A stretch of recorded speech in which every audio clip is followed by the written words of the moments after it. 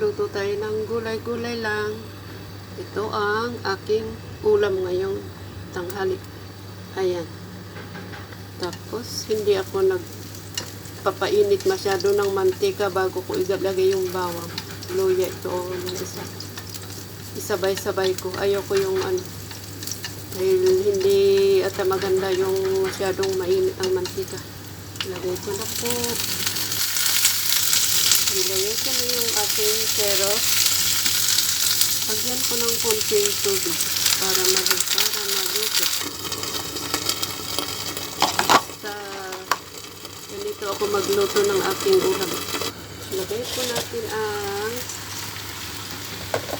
dami kong ulam. Isang kainan lang to. Kasi pag marami talaga, konti lang, mga 1 spoon lang, 2 spoon yung kanin. Kasi hindi pwedeng kung hindi ako kakain ng kanin. Kailangan may kanin pa rin kahit konti. Sarap. Gulay-gulay lang pero masarap na to. Ang gamit po nating measure ng asin ay itong stirrer ito. Kaya maliit lang, hindi pa puno. Mga ganyan lang. So ilagay natin. Asin lang ang aking konting asin. Dahil konti yung asin na nilagay ko, pang konti lang, basta lang may konting masabing asin. Lagay ko yung konting kamatis, dagdag lasa na rin yun. Tapos, okay na, naluto na.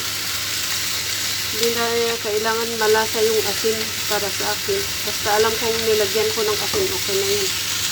May lasa man o wala. Pero hindi ko talaga kailangan palasahin yung asin. Dahil kailangan naman talaga natin ng asin. So, lagyan ko ng konti. Okay na. Naluto yung ating ulam. Ayan, ang ating ulam. Tapos kung gusto nating hindi kakain ng maraming, yung gusto natin limit yung ating kanin na rice, gamit tayo ng bowl. Para alam natin kung half bowl or isang bowl, ganun. Pero ngayon, gutom na gutom ako, kaya dinamihan ko na yung aking kanin, half bowl na to. Ito yung regular na bowl. Ewa, wala na. Ayan, so, para alam natin kung gaano kadami ang ating kinakain, para kung sabi nila, pag madami daw kanin, hindi daw maganda. So, pwedeng, minsan, iko-control, ganun. Lalo pag hindi tayo masyadong gutom.